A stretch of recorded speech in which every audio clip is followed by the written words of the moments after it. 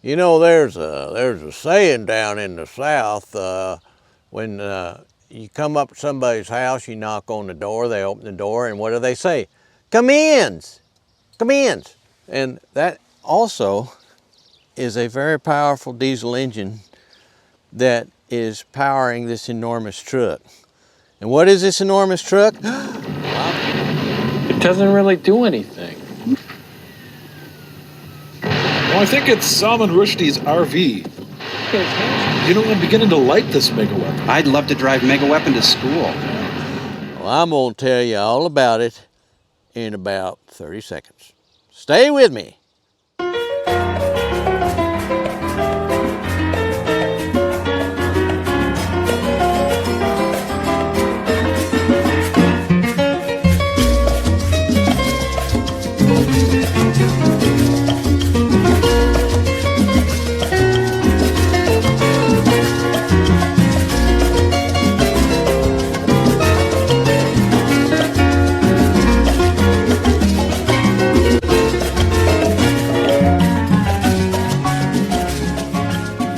God, even the mirrors are vast. Welcome, friends. Welcome to the 2025 Dodge 2500 Ram pickup truck. This is our HD, of course, one of our HD trucks, the 3/4 ton, which you have to go back in history to figure out what the heck that means and how it really doesn't apply the way it did today. But it's the 3/4 ton version of the Dodge Ram full-size pickup. The 3500, of course, is the 1 ton version. So again, you'll have to research all this. But this is the Laramie, which is a trim level, and this is a 4-wheel drive crew cab. And incidentally, you got your regular cab you can get. Thank God you can still get that, because a lot of working people need a regular cab. Makes a whole lot more sense for what they use it for. But this is the 4-door crew cab, but then there's also a mega cab. And I think the mega cab is so big and vast that I can't, it has to, only certain parts of the world are large enough to have it driving around on. I don't know, it's mega. That's all they say. But this is huge. We have a 6 foot 4-inch bed on it.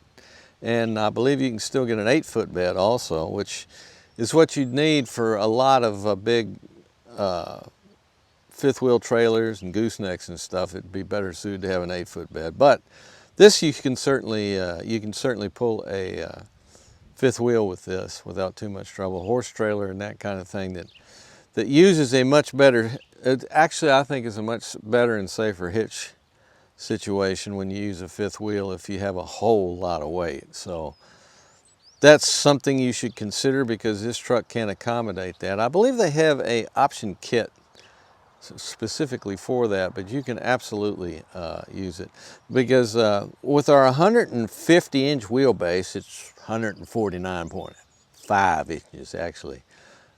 This is a very, very large, stable platform for either hauling about 2,200 pounds or pulling about 19,000 pounds. And a lot of that is accommodated by our Cummins diesel engine, which is, of course, a straight 6 turbocharged diesel power plant.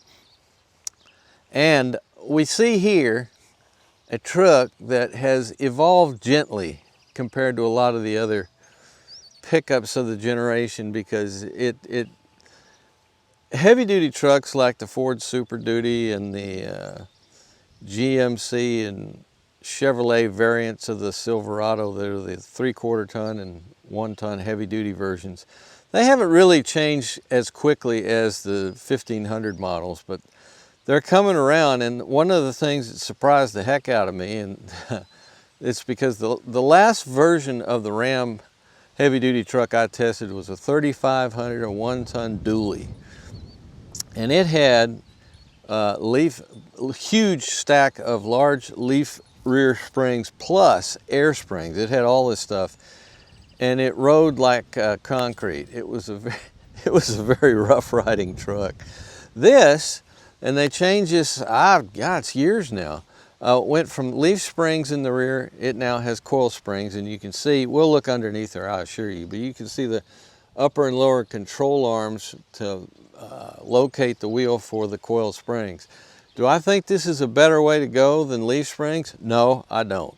I'm contrary, and I'm not going to go into my contrariness too much here, but I still think for heavy loads, for pulling trailers, for off-road work, well, off-road work is different because guys are driving trucks like this around in places where they never did before because they never needed to before, because they were literally, these trucks are designed to haul great big trailers and great big heavy loads.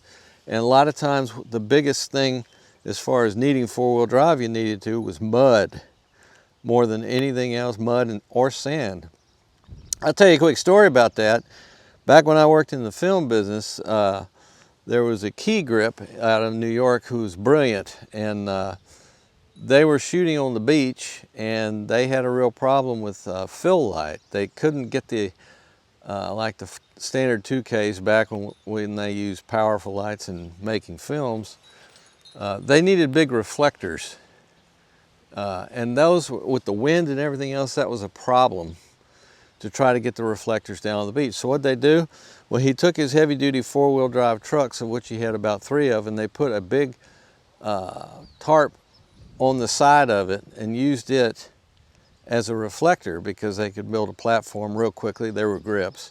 They built a platform real quickly and then just drove the trucks around to wherever the fill light needed to be, and it worked perfectly. So, I mean, that's the kind of thing, it's not the kind of thing you went rock crawling in, is what I'm trying to say.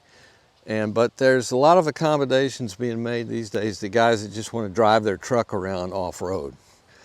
And it kind of, like I say, is counterproductive to what this vehicle's all about. See that trailer back there? That's just a wee little trailer for this truck. This truck can pull anything, almost. What did I say? 19,000 pounds? That's a lot.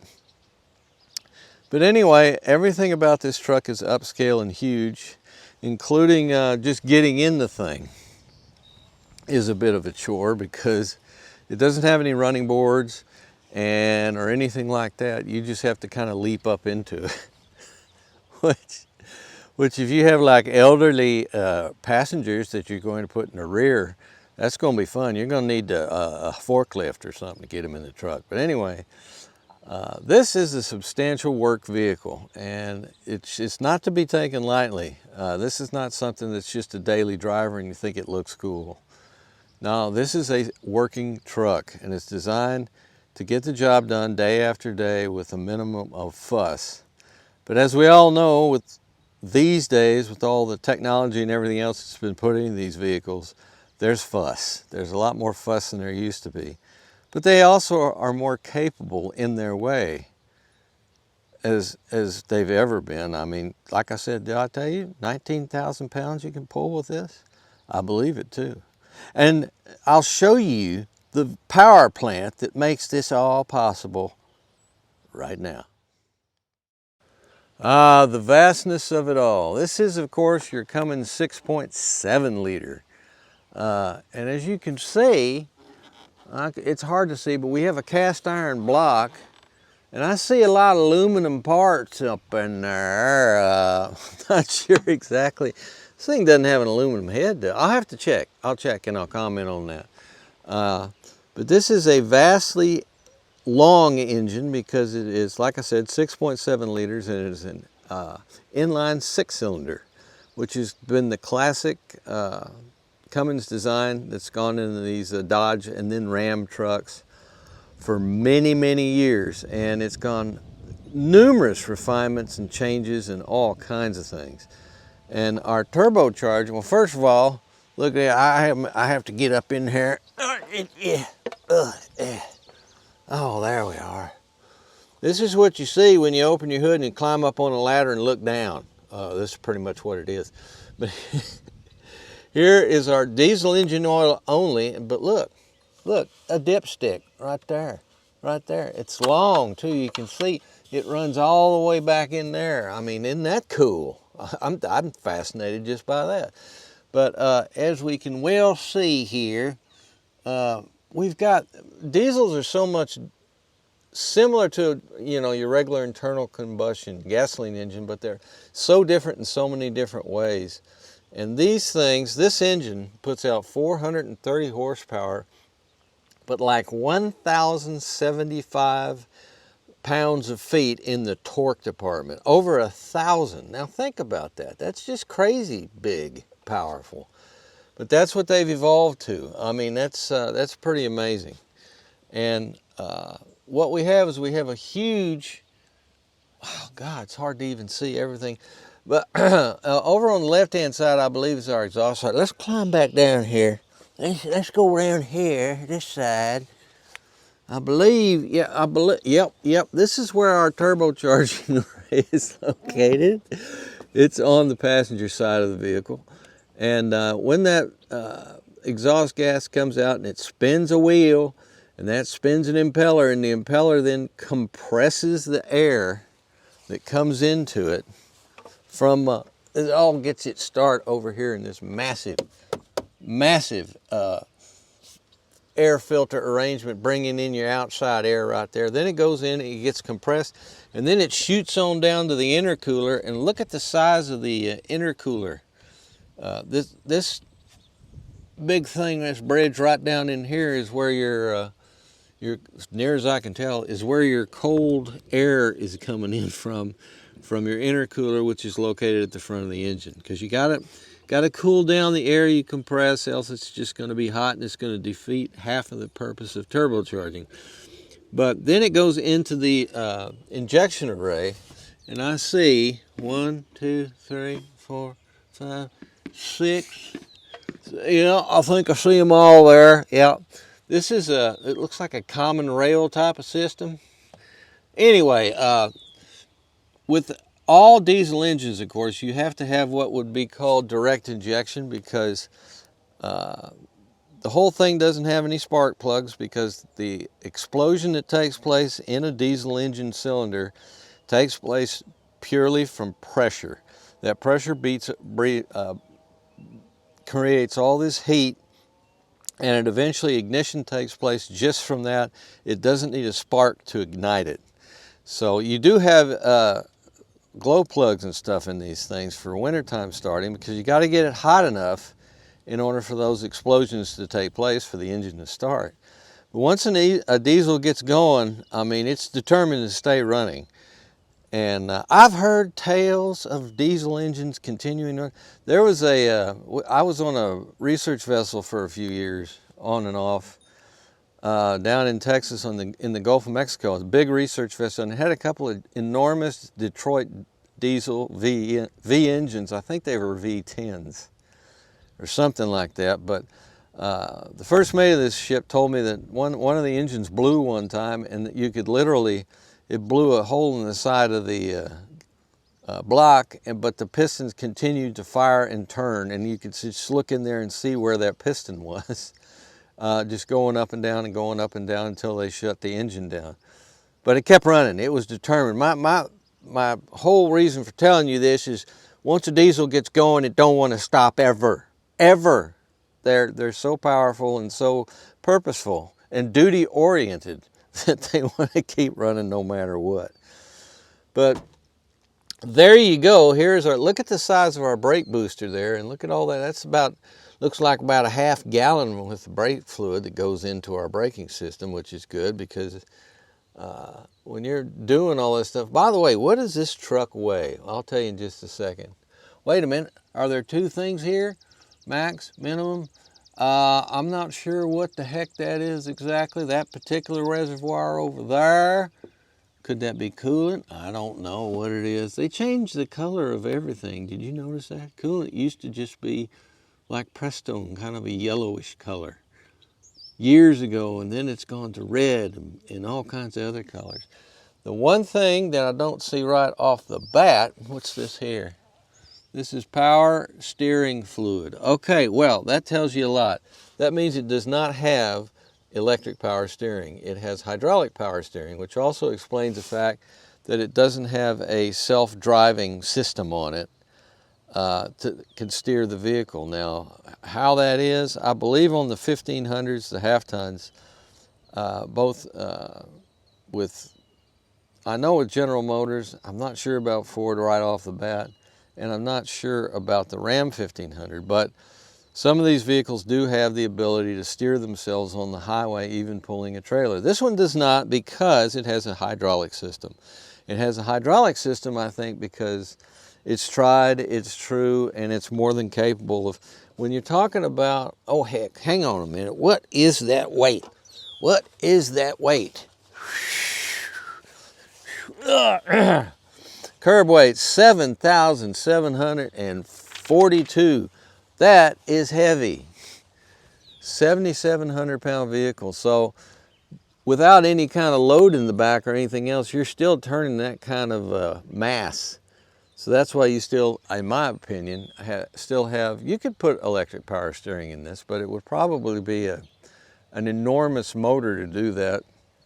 They may not even have the physical room for it underneath here, technically, as compared to just having a hydraulic system that is, I mean, my God, trucks have had hydraulic power steering since there's been trucks, almost. Although I've driven a few trucks from the past that did not, and boy, that was fun. Big steering wheel. Look at here. Can you see the fan in there?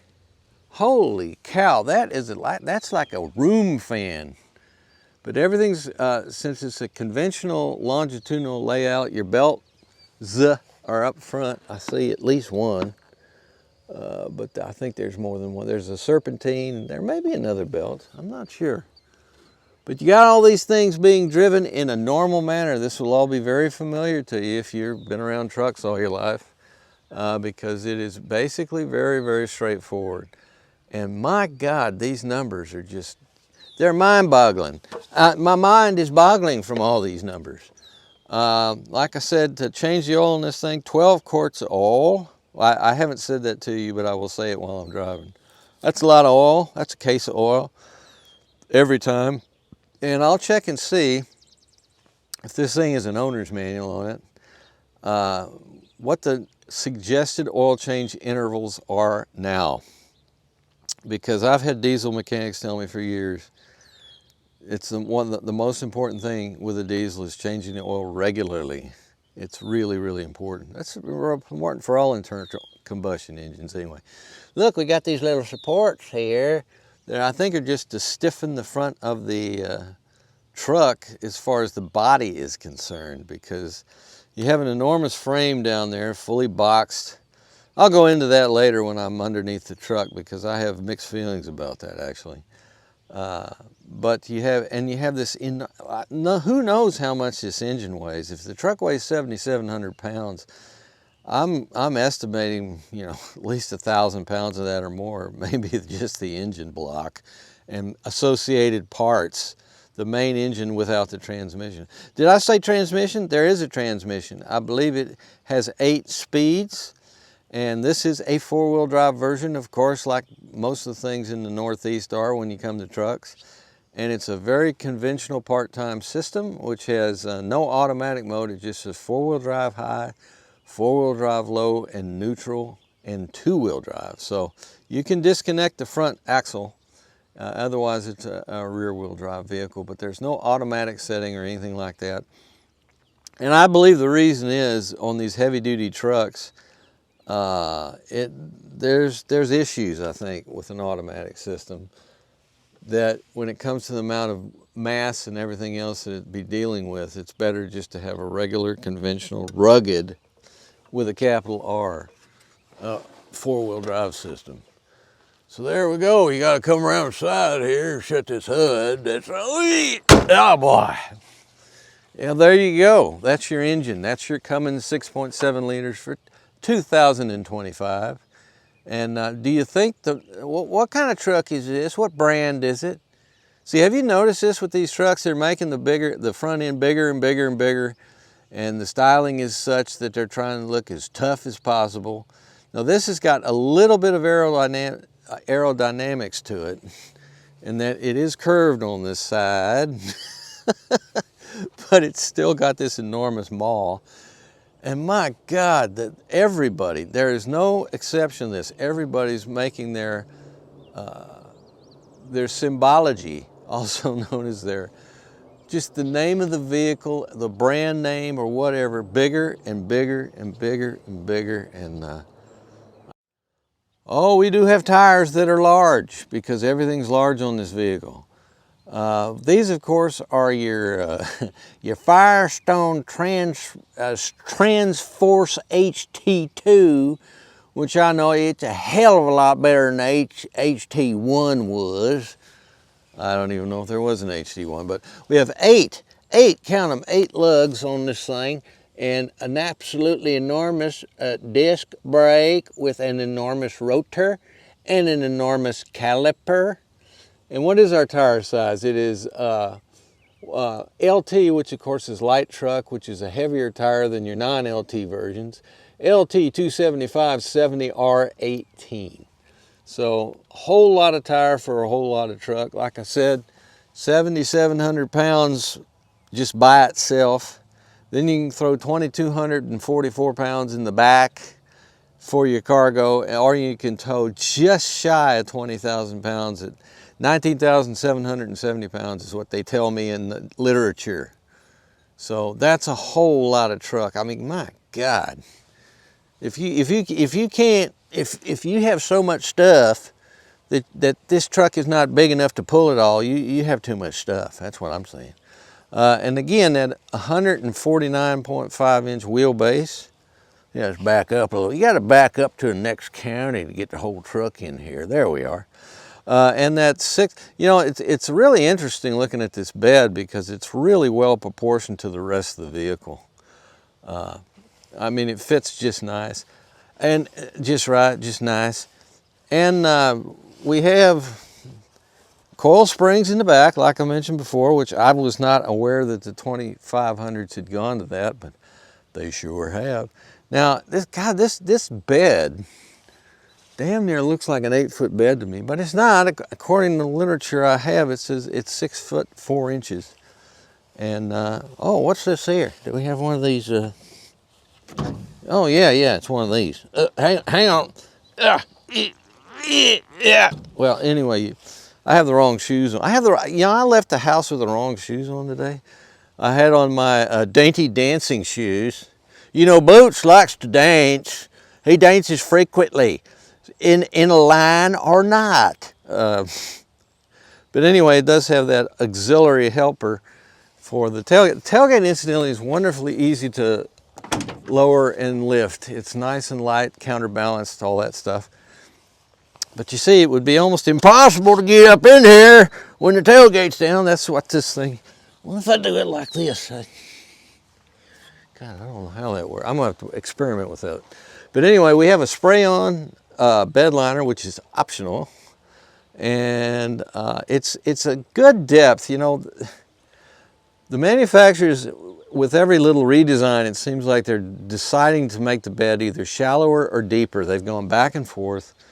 And now they're going back to about somewhere in, but they're splitting the difference, which is a pretty good sign. You got a lot of nice cleats, and that's for your naval work.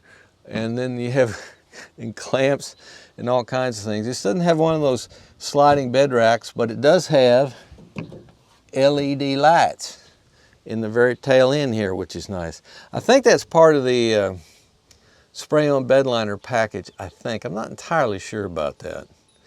But this is actually a pretty roomy bed. And like I say, it would be ideal, I think, for a fifth wheel trailer. I keep going back to fifth wheel trailers because I think when you're getting into this kind of tow capacity, a lot of time that's what you're going to end up pulling. Because just regular bumper mount, I mean, come on, that's, yeah, they absolutely make all kinds of trailers that are that big, but if it were me and I was hauling that kind of tonnage, and so many of these trucks pull trailers that have heavy equipment on them to go to the job site, and I would think a gooseneck would be the way to go, but what do I know? Nothing, I know nothing.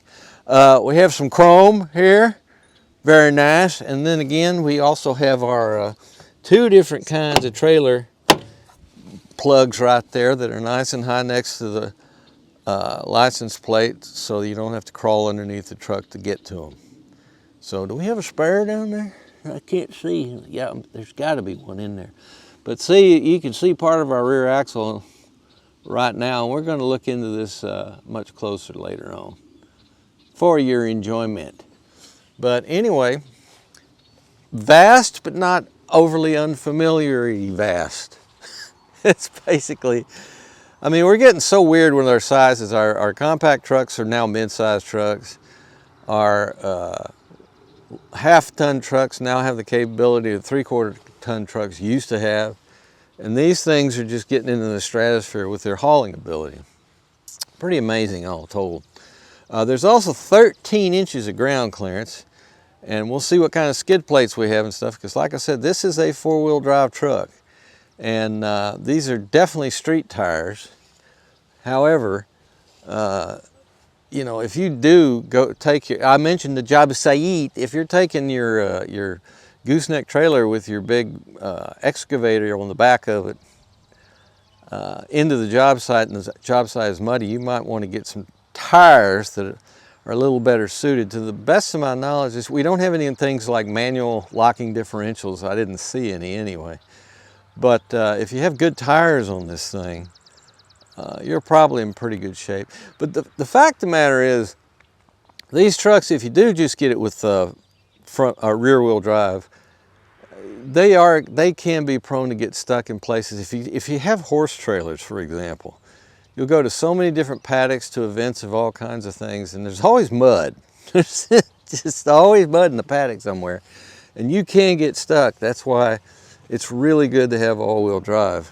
But if you live someplace down like, I don't know, Texas, Florida, something like that, Arizona, where you don't get any snow or anything like that, a lot of the times you can get along, depending on what you're hauling, just fine with 2-wheel drive. But in the Northeast and any place else, I would absolutely suggest you get it with the all-wheel drive. And thus we shall now look into this cavernous interior with the knowledge that there's an even more cavernous interior you can get if you want. Crazy, man. It's all about being big. Mowing, mowing, mowing. There's so much mowing going on everywhere. Let us gain access to our Ram 2500. Now, one of the things I've done here is I'm standing on a hill, and this is in a ditch, so it's way off the ground, this thing, but you have this handy hand grip right here on your A-pillar, which I wish more vehicles had, but there you go. So here we are. Let's fire this mother up. Listen good. Oh, that's diesel and then some.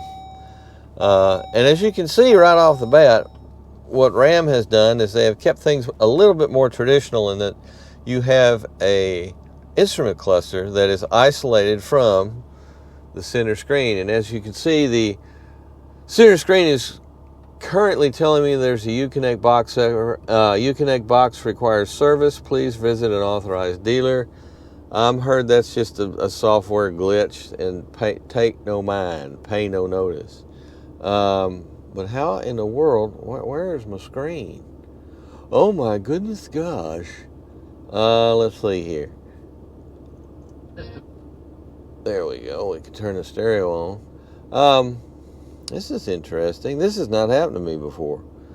So let's see. We'll ignore that for the moment because it's ignoring us, and we'll take a look at our instrument cluster. And the way we've got it set up at the moment is with a very, very traditional analog approach. Now, for some reason, there's a fair amount of glare here. The actual display is much clearer and much better than this. And I highly recommend this particular format because there are other formats. You have different choices you can make depending on what you like to do. Like, for example, the music is off at the moment. It's telling you that. You can have a music section, or you can have this, which is just loaded with instruments. You have your exhaust brake, which is a very useful thing that diesel engines have use engine braking to help slow the vehicle, and it does wonderful things with your brake pad life by taking a lot of the load, and you don't have to worry about it. So the boost pressure is also interesting because this, of course, is an inline 6-cylinder turbocharged unit, as you well know. And then this is even more advantageous for you to see. This is our diesel particulate filter, and all what I call civilian diesels have them now, which helps clean up the emissions. Diesels have completely different types of emissions on certain parts of the emission scale the gas engines don't even have to worry about. But with diesels, you do get particulates, which can be really bad for your lungs. So that's what that filter is doing. If you look over here, this particular gauge here, you got two, looks like you got two fuel tanks, but you don't. That is actually your fluid, your exhaust treatment fluid. It's the DEF is what they call it. And it's mostly urine, I think, but you have a big tank for that, which you have to replenish occasionally. And then on the right side is, of course, your diesel tank right there. So what else do we have in terms of our choices? Our choices. Well, let's see. We can go here, and we can go here. And there is our, we do have adaptive cruise control in this vehicle. But we do not have like a full spectrum type of semi-autonomous system in the cruise control. It just doesn't. Just so you know, I'm not real sure if it's caused by the fact that I believe we have a hydraulic power steering system instead of an electric one. And that's what you pretty much on smaller vehicles in particular, you have to have these electric driven steering devices in order to boost your steering. Well, let's put it this way. In order for the computers to control the steering and steer the car down the lane based on all the information it gets from a variety of sensors, it has to be assisted by electric boosting, because hydraulic would be much, much more complex. And granted, big airliners use hydraulics everywhere, and a lot of that is computer controlled, no question about it, but it would be a real mess on the truck like this. So if you have hydraulic steering, odds are you're not going to have any kind of self-centering, lane tracing type of situation for your particular vehicle. And that's okay. I mean, it's the way it is. That you can always drop down to a half ton. But it's with the heavier trucks that have these enormous, like I said, this thing can carry about 2,500 pounds cargo and tow nearly just under 20,000 pounds. So the power steering is very important, but the type of power steering that they've decided to put on this particular vehicle is, of course, hydraulic. I think. I'm not entirely sure about that. I'll check. But that's why you don't have lane steering or anything like this. Now, what else can we do here? If we go up and down, there is one particular type of display that I've showed you earlier that is my favorite. And always you have a lot of comprehensive instrumentation. You have naturally your coolant temperature, but you also have your oil pressure. And depending on what you're doing with this, you can change all kinds of things. Commercial settings, you could do that, and this will give you, hell, I don't know what the hell that does, but it gives you the option of, if this is a commercial vehicle, you can do all kinds of things with it in terms of how you want to go about. You can also custom tune your the instrument display I just showed you, depending on what you'd like to put on the upper right. Outside temperature, yeah, let's do that. So there it is, up on the right there. And what else would you like to do? Well, let's look. Upper center. It just says Laramie. Well, we could say Ram. we could say, wait a minute, let's go back down. Let's go back down here. Can we say the compass? Yeah, let's do the compass. That's good. I could put the outside temperature there, so then you'd have it here and here. But, you know, why would anybody select to put a badge there, like advertise? I don't I don't understand. Let's see, to save. There we go. Now let's go back and see what else we have. We can put time up there. Time would be good, but there it is in the left-hand quadrant. But anyway, you get the point. This is how you just customize your way of doing things. And oh, look at this. This is a very interesting little figure.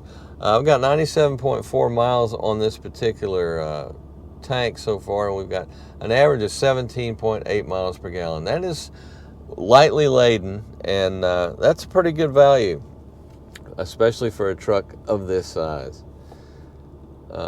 So what else can I show you? Well, because at the moment our center screen is not working, and I have no idea why.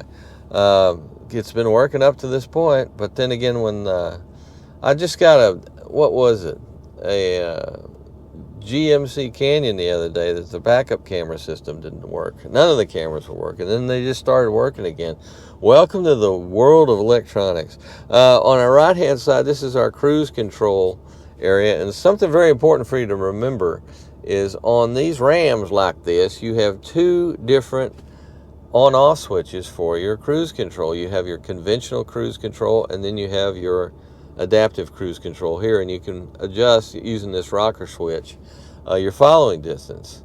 But if you don't want to use that, if you don't want to use adaptive, you can just use a conventional system, which is nice. It's nice to have choices to do what you want to do. On our left side, this is basically what I was just navigating with all this other stuff. It's very difficult to understand exactly how to get, like with every vehicle these days, you have to take some orientation time to figure out exactly how you're going to adjust everything on the vehicle, because there's no real standardization anymore with this stuff. And case in point, since this is a column shifter, which is nice, and this thing actually has a bench seat, if you can believe it. You can pull this up here and you can get another person here. Now, where exactly their seatbelt is, I don't see one. But, oh, here we go. Here it is. Here it is. Is that it? Is that it? Let's see. What's this? What's this? Yeah, somebody's somehow driven it all the way down in there, I think. But it's the first truck I've had in donkey's years that actually has a bench seat in the front, so you can get three across. Thank you, Ram. I think that is a brilliant move on their part, by the way. But anyway, with what I was saying, there's a lack of standardization with this stuff. So since we do have a column shifter to help facilitate having a true bench seat, your windshield wipers are on the turn signal stalk instead of having a separate stalk like pretty much everything else does. So again, just a little orientation time for you to find your way around, and so you know where everything is. In order to clean the windshield wipers, the front windshield, you just press a button right there. There is, of course, no rear window cleaner, but there is a rear window, sliding window back there, which is fun and nice for everyone to enjoy, or at least the people that are riding in the back, if they'll get a little bit of ventilation that way. More interesting stuff on this steering, and behind here are buttons, which are great for your stereo system, because you can just, as you're driving along, you want to put the volume up, you can just touch it with your finger. Of course, you could just reach out right there because we have knobs, but whatever, you have that option. You have a way of doing it that's different. You also, this is our manual transmission, manual interface for the transmission if you do want to do some manual shifting, which is really very, very convenient to have it right here because you can get it with your thumb, which those of you towing, you know that can come in very, very handy to have that manual control over this behemoth of an engine. We slide down a little bit to the right side, and here is our drive systems. Now, what you usually find in a big heavy-duty truck like this is a conventional part-time four-wheel drive system, and that's what we have here. Right now we're set on two-wheel drive. Your other options are four-wheel drive high, neutral, and four-wheel drive low. And incidentally, speaking of neutral, if I want to go to four-wheel drive high, I just push the button. It is now locking up, and we are now in four-wheel drive high. Now, if I put the vehicle in neutral, and press the 4-wheel drive low button, there we are. We're now in 4-wheel drive low, and this thing will just basically walk up the side of a building in 4-wheel drive low. It's pretty amazing that. Then we back off, go back to 4-wheel high, and now back to 2-wheel drive. And the traction control incidentally is shifted off when you go into low. So, and here's our neutral, which is also very, very important if you need to tow the vehicle for anything else. It can disconnect the drivetrain, provided you have electric power to do it. As far as I know, you do need an electric battery working or some damn thing in order to do that. Now, let's see what I can do with our screen here that is now deader than a doornail. Well, let's put it in reverse. There we go. Here's our rear view camera. And that's basically all we have on this vehicle is a rear view camera. It's a good one though, and it's pointing almost straight down. It's a wide enough angle so that you can see where, if you have your hitch, which would be right here, help you back up. And it's one of these cool ones that as you turn back and forth, it's giving you a guide to tell you what you're about to back into, which is always useful. Now, what in the world is wrong with our? Let's do this. There we go. So if you turn it off, you turn it off. That basically on-off switch is a serious on-off switch, and it means everything. So look at the size of this portrait. This is a portrait format, of course, and it is massive. It's kind of like a Tesla, or to a slightly smaller scale, your Subarus, because those are the folks that all like to use a portrait format instead of a landscape format. What you prefer is up to you, of course. It's real interesting because they both types of formats have their pluses and minuses like everything else. One of the things I really enjoy about this is when you have a map on here. There we go. Oh, there's a map to nowhere. 3D, huh? You have a nice long leader as far as showing you where you are going. And that's probably my favorite thing about a portrait format is it's really good on the, stop doing it. It's going to do this forever, by the way. And like I said, I'm told that there's going to be probably an over-the-air software fix that just hadn't been done to this vehicle yet. It's just annoying. They'll fix it. But this is the age we live in, I'm telling you, folks. This is one of the people are so glad because, hey, you can just do, without going to the dealer, you can get these over-the-air updates. But yeah, but I'm amazed at how many cars have to have them regularly because something's screwed up. I mean, they need to do something about that.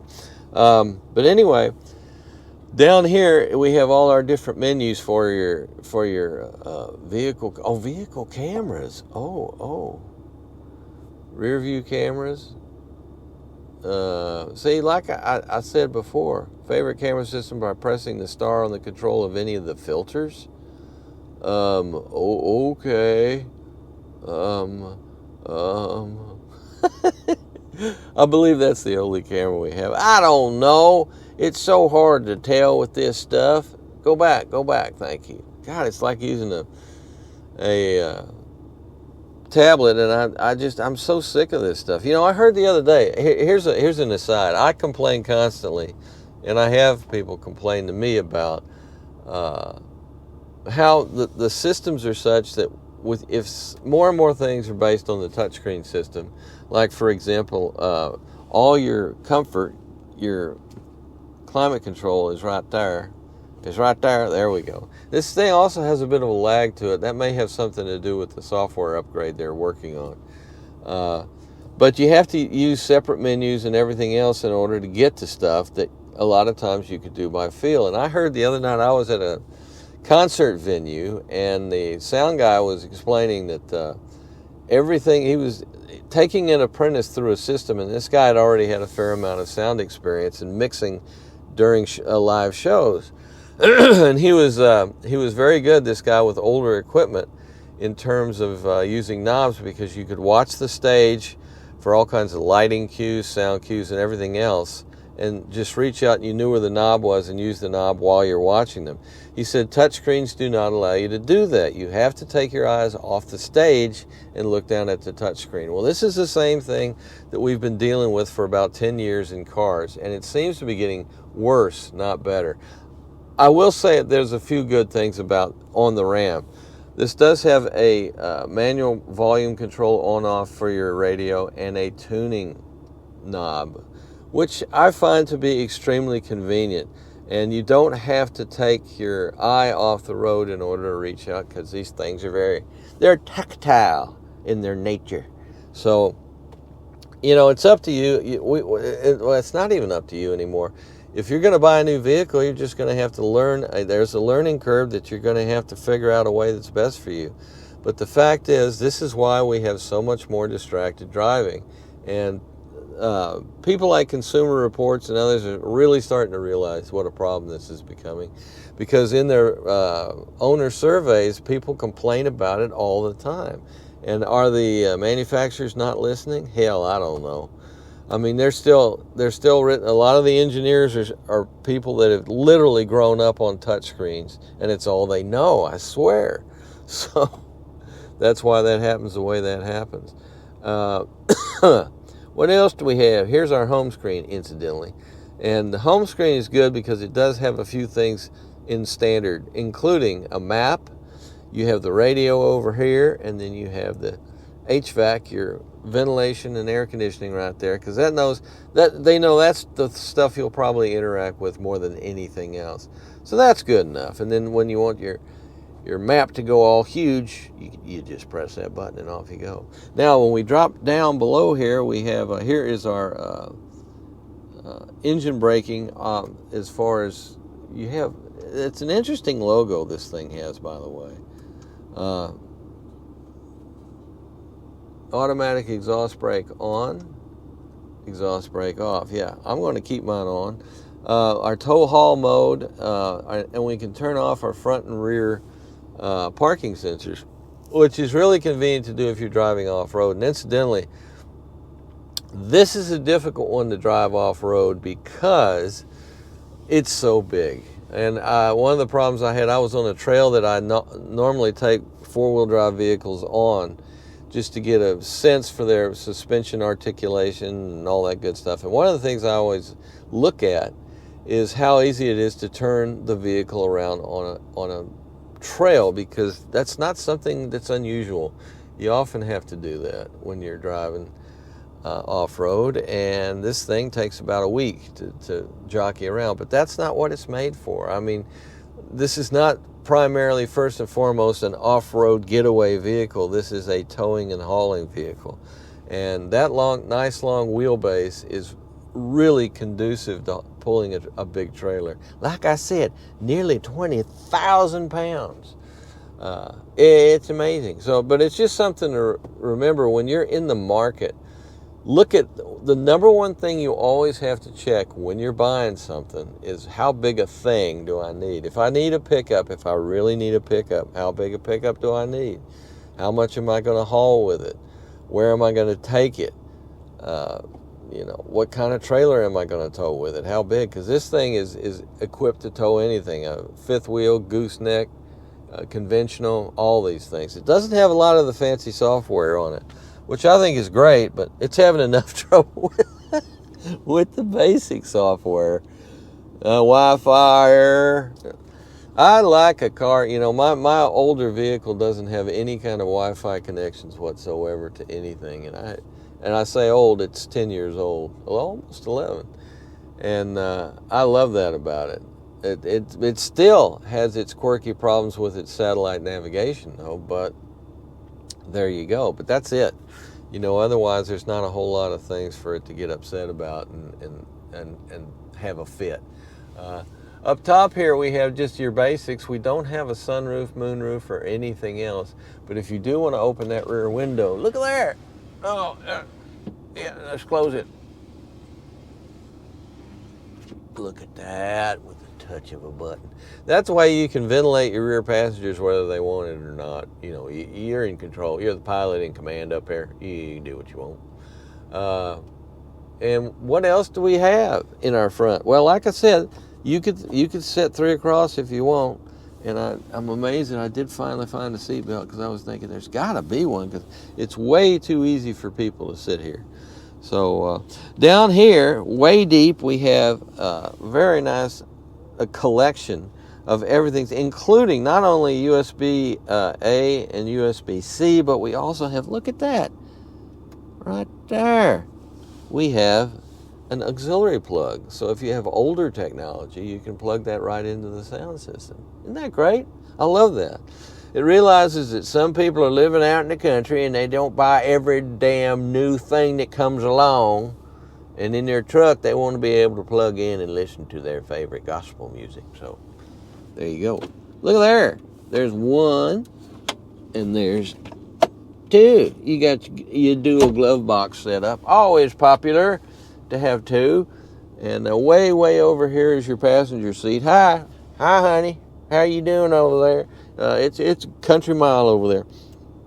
I mean, you could, provided that you have Junior and in between the two of you, you both can be servicing the child while you're driving along. You know, it's pretty good. Could you put a car seat here on this thing here? Let's see here.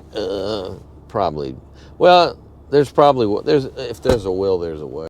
You could probably do it in a semi-safe manner, but most people will encourage you to use the back seat because it's all set up for your, what is it, latch or whatever? I believe they have a setup back there for that, I think. But anyway. Oh, look, Wi-Fi unavailable. Gosh, this does it about every 2 seconds. It's very annoying. One other thing this vehicle has, that it has some absolutely excellent trailering mirrors. And the way it's set up right now, they fold in. But look here, I can extend. Look here. Oh, sorry. Let's see. Lift. There we go. You're not extending. I'm telling you to extend, and you are not extending. Oh, I see what I'm doing. No, I don't. Maybe it's... Okay, wait a minute. What's this? Oh, we have lights in the bottom of it, by the way. You can turn lights on and off, like a puddle light. Let's see. Well, oh, that's it. There we go. I knew we could extend. Look at that. You can put that mirror way on out there if you need to. That's excellent. Excellent, excellent, excellent. That's better than any cameras, in my opinion. That's just a good old standard mirror, but look at the size of it. Plus, you got your wide angle mirror down there. Excellent, excellent choice. And then, if it's in your way and you have decided to yourself that you're going to do some off-roading, look at there. You can just fold her in and fold her back out again. And it's set right now when, of course, when you lock it, because this thing was in an urban environment like a city. When you lock the vehicle up, the mirrors go back in and stuff. So, oh look, it's not working again. Oh, I'm sorry. Here we go. There we are. So, what do you think about the portrait? Do you prefer the portrait? I think a lot of people probably do. That's why it's tough. It would be great if some manufacturer, but it would be way too expensive for them to do it from a production standpoint. It's giving you a choice between a landscape and a portrait format for your center screen. But anyway, that ain't gonna happen anytime soon. It's hard enough to try to get a customized truck made for you. Now then, this is of course the crew cab and not the mega cab. But look at the size of the door. Enormous. Whoop, whoa, whoa, yeah. There we go. Just about 90 degrees. Looks like a presidential limo or something like that. Easy to access, like so. And massive, massive amounts of leg room. I mean, a person could sleep right here while there's people riding in the back here. It's that's what I'm talking about. The surface, I believe this is leather, I think. I'll correct that, but it sure feels like leather to me. It could be one of these new modern synthetics, which are really great. But this is, of course, like I said, the Laramie trim package, which is kind of a Midland sort of thing. In a lot of ways, it doesn't have near the bells and whistles that you can get on a vehicle like this these days. And, of course, that's why it only costs a mere $80,000 instead of like $97,000. But here we have just a central map light. We don't have individual map lights. I'm not sure why that is, because, I mean, this thing's as big as a library back here. So you have massive, massive pockets in here where you could put a tablet. Hell, you could get a laptop in there, actually. Everything's big. The scale is big. And look at this little circular unit here. You have both your USB A and C, and then your air conditioning vents right chair. Right, and right chair. And everything about here is room. Now, what does the term mega cab mean? Is it bigger than this? I have to look up what the heck they're talking about, because how could it get bigger than this reasonably? I mean, what the heck? Once again, I have to... there we go. The rear windows are always locked. I never understand why on these vehicles. 100% is how far your window will go down, and you can easily crawl out of that thing if you need to. You know, if you drove this into a river for some reason and you had to escape, provided you have enough electrical power left to lower the window, you're in good shape. Don't worry about that. Here is our armrest. We have two very interesting cup holders in that they tend to grip most standard size cups and hold them in place, which is great. And there you go. We don't have, like I say, no panorama or anything else, but that's, like I said, why this is so dirt cheap at $80,000. We do have one other thing I really love about this vehicle is the fact that at speed it's pretty quiet. And if you needed to go on a long trip, which is what a lot of these vehicles are used for, they're towing a really big trailer a really long way. For example, if you work at trade shows, you got the enormous trailer in the back that has a bunch of your merchandise, plus your tent, your tables, your awning, all kinds of stuff back there. And then you have your co-workers. This is not a bad way to go in terms of road comfort. This thing, it rides like a truck, but once you get that weight in there, and I'm sure if you're going to haul all that stuff, there's going to be stuff back here in the bed area right here, with the spray-on liner, of course. I mentioned that before. It's going to smooth out the ride considerably. And you do have the coil spring rear suspension, which they say, everyone says, oh yes, it rides better. More, in particular, not only just better compliance and everything else. I don't believe any of it. I'm still a leaf spring guy. I think for the cost of production and simplicity, leaf springs are still the way to go, in my opinion, but that no one ever listens to me, and that's a good thing. So there you go. Here we have our Laramie 2500 heavy duty for your Cummins fetishes out there. I know you love that Cummins engine, and this is a nice one. It drives like every other Cummins, which is to say it's extremely strong. Smooth most of the time. They've isolated a lot of the vibration that you get with a diesel. They've been working on this for about 30 years in these more passenger oriented, more consumer oriented vehicles as opposed to just professional work. They've really done a lot with the Cummins engine, and this is a very, very capable truck. And it does have a nice amount of equipment on it, but for 80 grand, I would have actually expected a little bit more. And, you know, that's just me. But keep an eye on prices, because I think things are going to eventually have to drop considerably, because people won't buy if they think it's too expensive. Do you agree with me there? Yeah, you probably do. Let's move on. Well, let's see how we go over the big bumps with this big truck here. Oh, good God. Oh, my God. Oh, ow. Oh. Be a lot better if it had about a ton of stuff in the back. But, you know, this is a big truck. I mean, there's a word for it. And the word is large. And now we have 6.7 liters inline Cummins Turbodiesel. You know how much oil it takes? Change the oil in this thing? I think I mentioned that before. A case. And does oil even come in cans anymore? God, I don't think it has for forever. Because they use plastic containers because plastic's made of petroleum, and so you're putting petroleum into petroleum. And they make money, both ways, them oil companies. So, I'm having trouble figuring out why this comfort. Here we go. It's on automatic. And how do I do this? There, 67. And then I hit sync. Now it's starting to do things. Because it's saying it's 60 degrees outside. Wow. It was 31 degrees hotter yesterday than it is today. What a change. And we once again have our windshield wipers on the left-hand side instead of the right-hand side because we have a column shifter, which I like because here's the thing. We actually have something approaching a bench seat in this vehicle, which is shocking in this day and age. Makes one happy, but you just lean it up like this. I don't know if there's an actual seatbelt for it, though. That's the thing. I don't see anything approaching a seatbelt.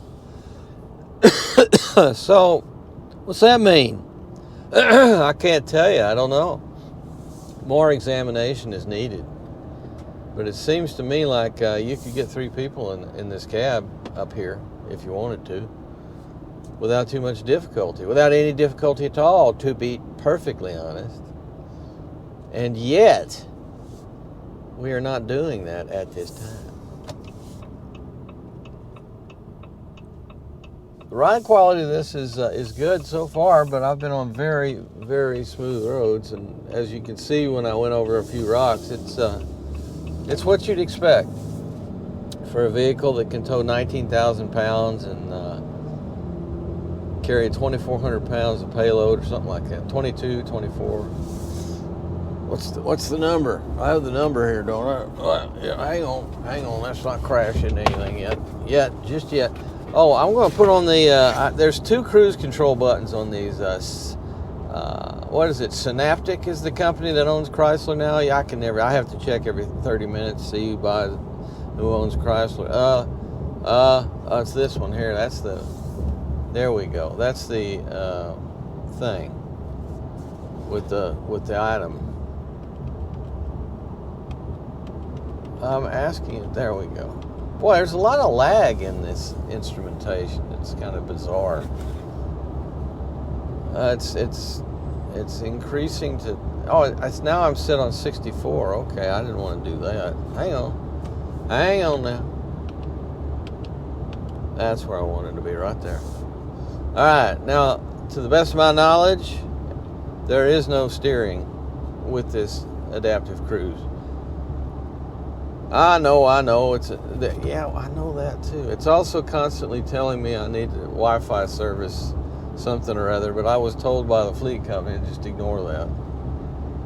They're working on a fix, and factory headquarters, whatever. But it involves here over the air. Oh, I'm sorry. I almost forgot.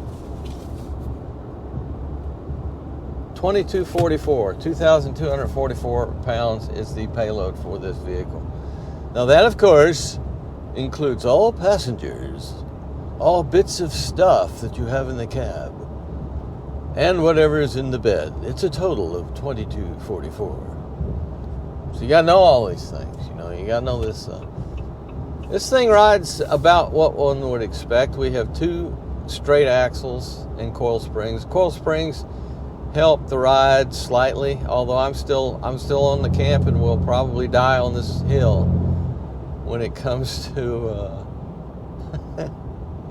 we're gonna get stuck behind a cement mixer. Is there anything more substantial than a cement mixer? I've always wanted to review one of them because it looks like with that cab way up front and that huge engine in back that turns the actual mixer itself, and you drive around and it's turning. And I had one when I was a kid, a little toy one that was the coolest thing ever. Boy, I can hear it from here. This thing does not fool around. God. But the thing that's amazing about it is it just has single rear tires. It has tandem dual tires, but not side-to-side dual tires. So I have no idea what kind of weight it's hauling, but they always fascinate me, those cement mixers. This is only slightly smaller, and there, he's just shifting and shifting down. Tell you what, we are turning a whopping 11 to 1200 RPM in top gear, which is 8th, I think. We do have a gear limiter here. What if I do this?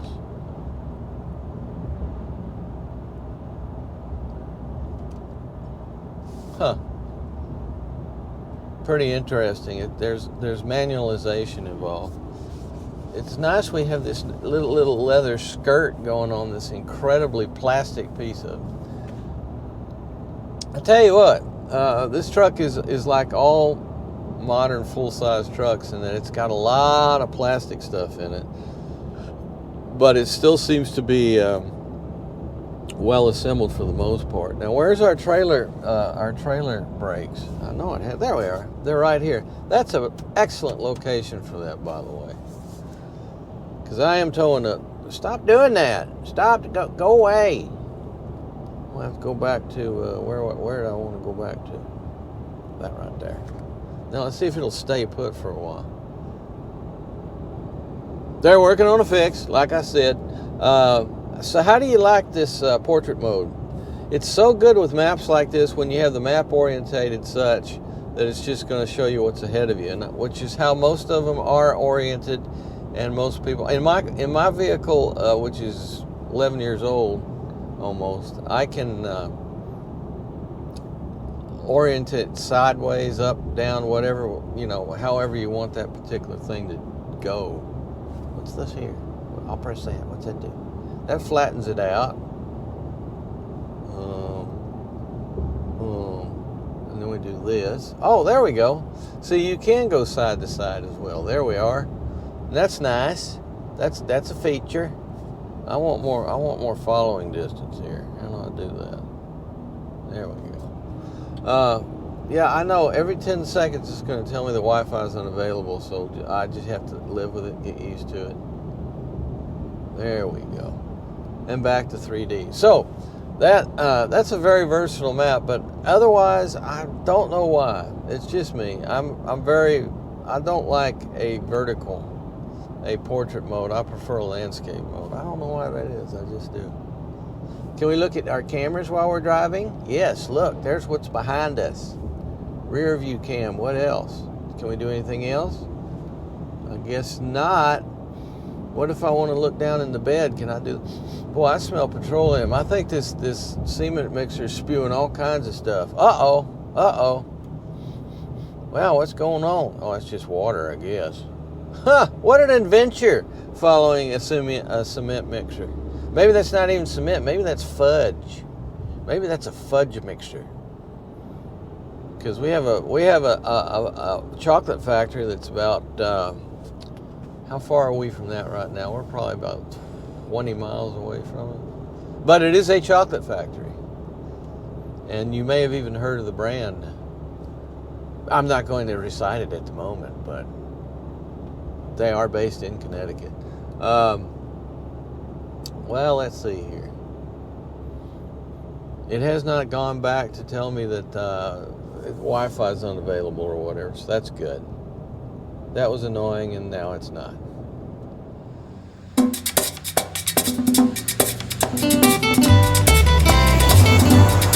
Voy a cantar esta canción con mucho cariño de mi corazón a la República Dominicana, la casa del merengue y la casa de la bachata.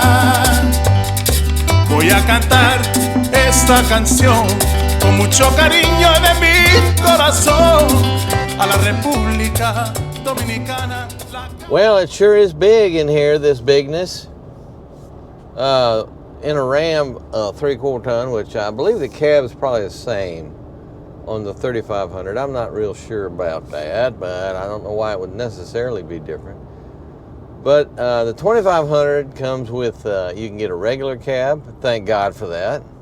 A lot of working people need a regular cab more than anything else, and a nice 8-foot bed that still is on a chassis that's not too excessively long.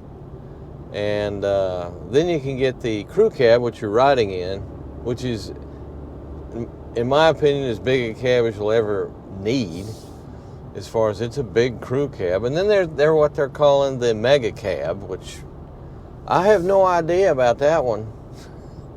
that is beyond belief.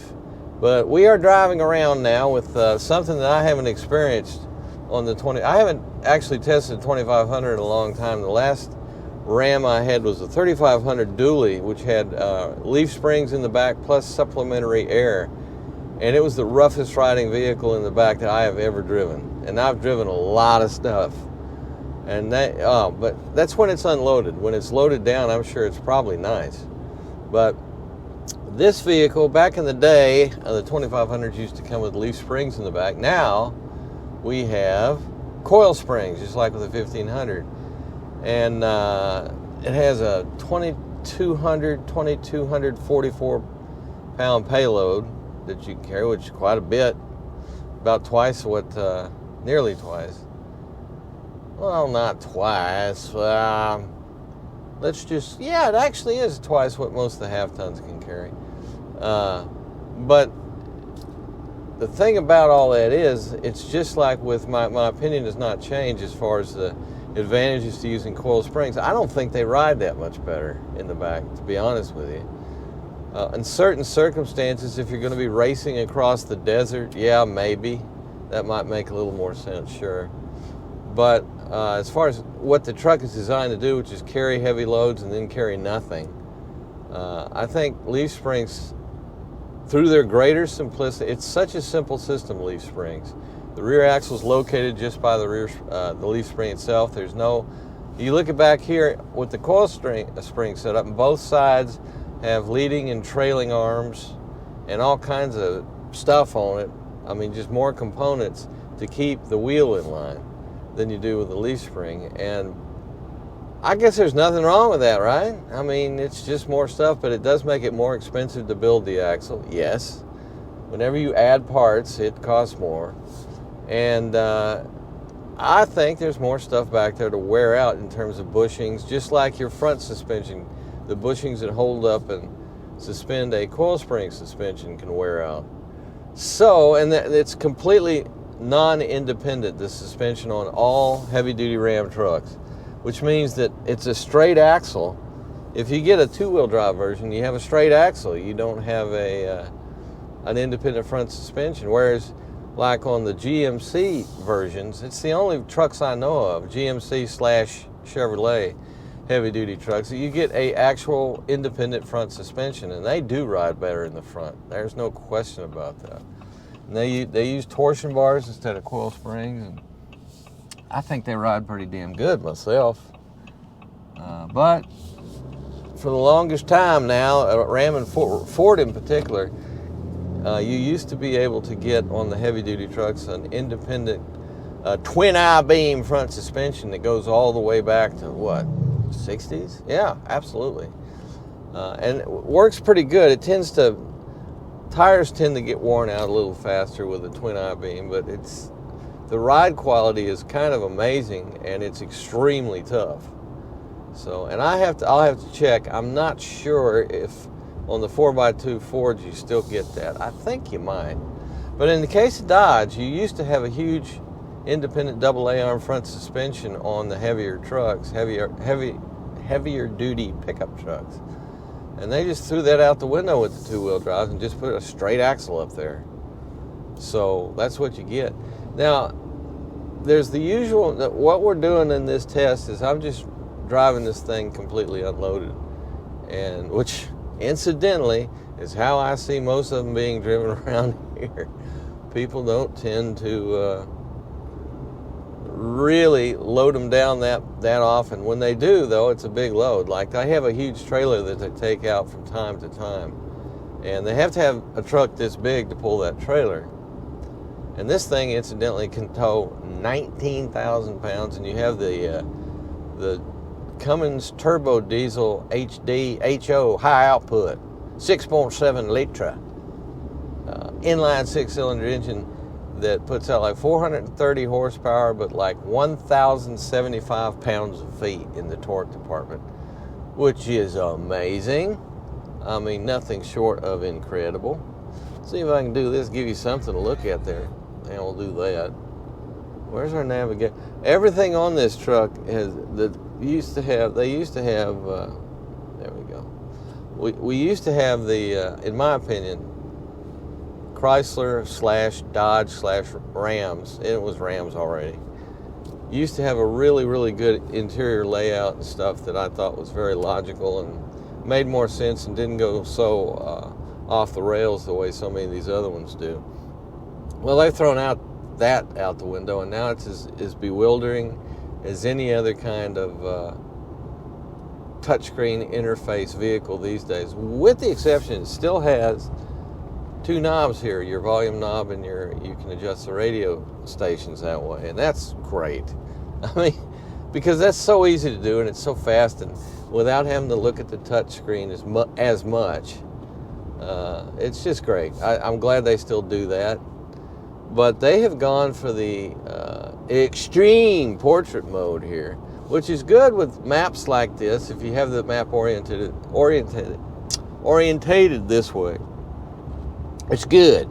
I mean, because you can see all the way up to the, that's Los Angeles right there, and I'm on the East Coast. That's a fur distance between that and that.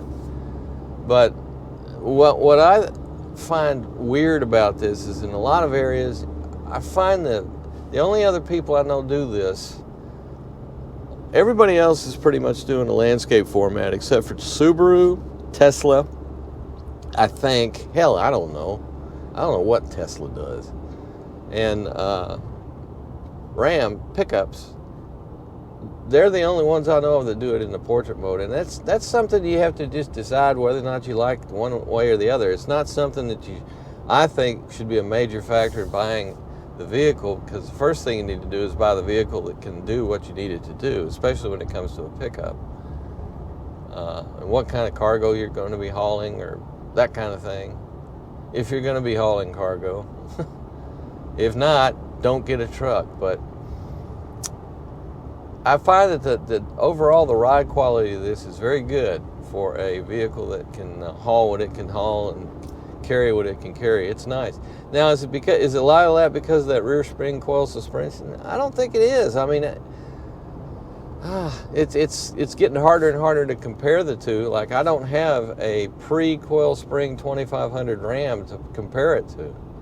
Whereas, like, when I was comparing the Toyota Tundra coil spring rear suspension to the previous leaf spring suspension, I had one I could compare it to, and I did, with 3 different models from Toyota.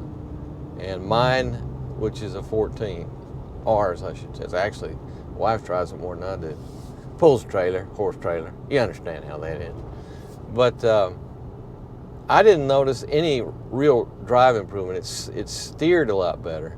And this has pretty good steer for what it is. It's very good. It's good. It's good. I wouldn't say very good, but it is good. However, I would point out something, and that is that it does feel a little more vague than they haven't made the huge strides with the heavy-duty pickup class in terms of steering precision the way they have with the half-ton class.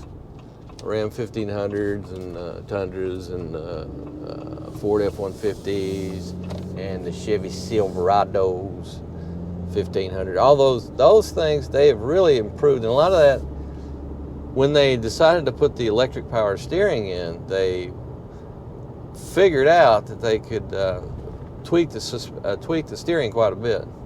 Now here's a few bumps here, and it's you can tell you're driving a huge truck, and it seems to take the bumps fine. I mean, it's not.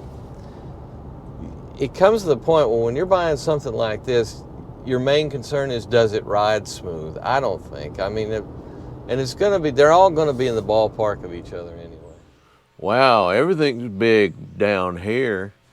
And this is interesting. Like I said, I mentioned earlier, I didn't really realize, and this happened several years ago, that Ram had gone to a coil spring rear suspension on the 3/4 ton trucks. And there are those massive coils right there, boy. That's a serious amount of coilage, as you can see, with our 2,400 pound payload.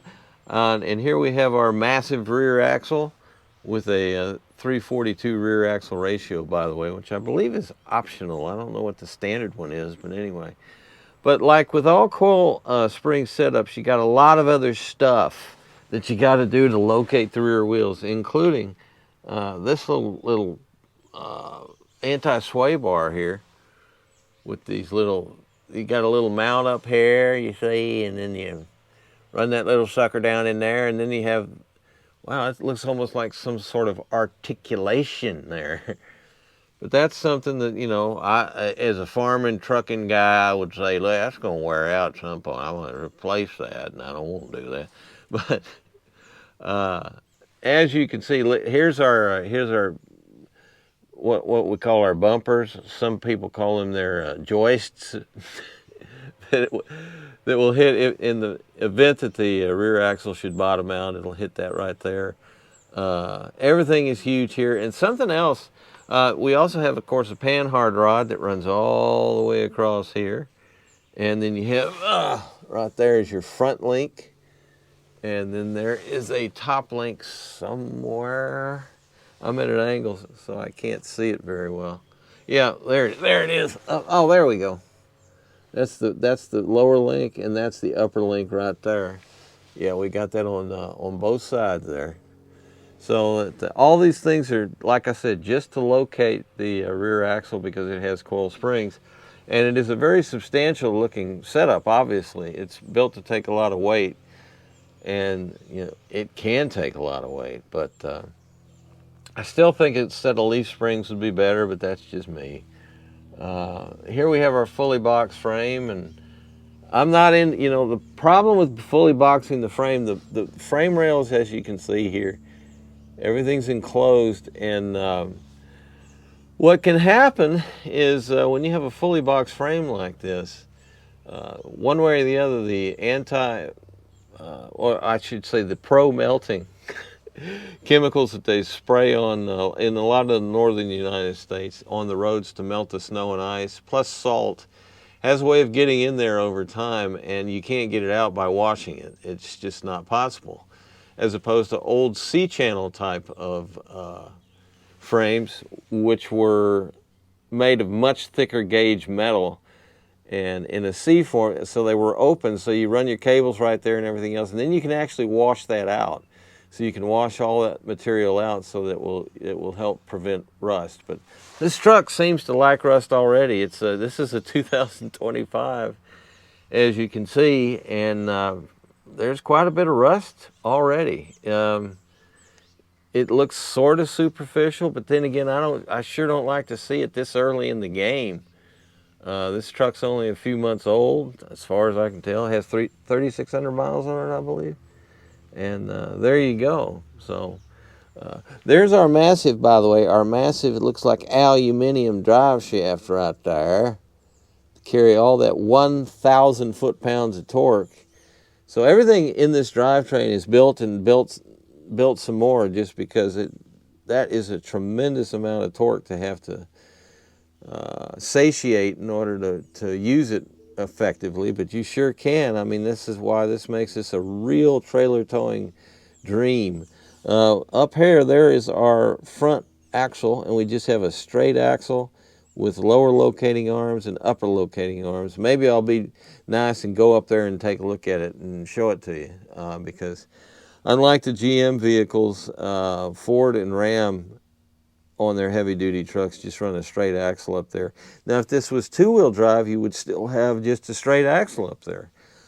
With Ford, I don't know if they still do the twin I-beam route or not. I think they do, but I'm not positive about that. I'll have to look into it and check. But again, this is a very substantial rear suspension with coilage and all the accoutrements that you have to keep that rear keep the rear wheels in alignment at all times, depending on the load quality or load intensity, I should say. And you know, They like that better than the leaf springs these days because they can claim it rides better. But I'd take issue with that personally. I don't think the improvement in ride quality is at a level that justifies all the other stuff you have to have on here. Every time there's an additional component, like I said, this panhard rod that you have to have on there, that's an increase in the cost of making it, and it's an increase of complexity, and it's also something else that you may have to deal with if it gets loose over time. And I'm sure there are bushings inside of this thing right in there. Oops. That right there, front and back, there are bushings, and they'll eventually wear out. I mean, I mention this because these vehicles don't tend to, people don't tend to buy a vehicle like this and only put 100,000 miles on it and get a new one. A lot of people with a heavy-duty truck like this, you want to get at least 10 years out of it because it's basically part of your business and part of your work fleet. And so you want stuff that lasts and lasts and lasts with a minimum amount of maintenance. So look at the size of this exhaust. You like your exhaust pipes huge? There you go. That's that diesel exhaust right there for that Cummins. Yep. And we have a stylish steel wheel, but a full-size spare tire back here. I think that's a full size. Are you full size? Yeah. It's the Transforce HT2, yep. And a conventional type of, you lower it down to the ground when you need to change a flat. And in this case, this vehicle is so high off the ground, that shouldn't be an issue. It should be pretty easy to deal with. So there you have it. Your incredibly massive rear axle to be able to handle 1,000 foot-pounds of torque, 20,000 pounds worth of trailer, 2,400 pounds worth of cargo capacity. Oh, incidentally, looking up in here, your cargo bed is in fact, there we go. That's all metal. It's not aluminum, it's not composite, it is metal. So just so you know, metal does still have its uses, don't you think? Alrighty, here's a quick look with some really bad lighting of our front suspension, which is, as mentioned, it is just a straight axle with your differential right there, and here's your Cummins way up here. And I'm looking at this steering gear, and yeah, it sure looks like a hydraulic unit to me, but I'm not positive about that. Where's my device? Here, let me see here. There's our pump, and maybe this is electric. Hell, I don't know. But there you go. You have your diesel is so high up in there that you really don't need skid plates and that kind of thing. Wow, we already have some rust working here. And there's a bunch of teeth on this thing. I don't know what that's doing. There's all kinds of mischief going on up here. But as you can see, you have, again, a huge stout locating unit on the bottom part right there. Then you have your top part here. And then how do we locate the top part of the axle? Well, I think this is doing 90% of the work right here. This real stout setup we have as a lower link, and then it's just straight axles, and then you have a very substantial, more than anything else, this whole steering gear, the first thing you notice when you see it is it's huge. And what the heck does this do right here?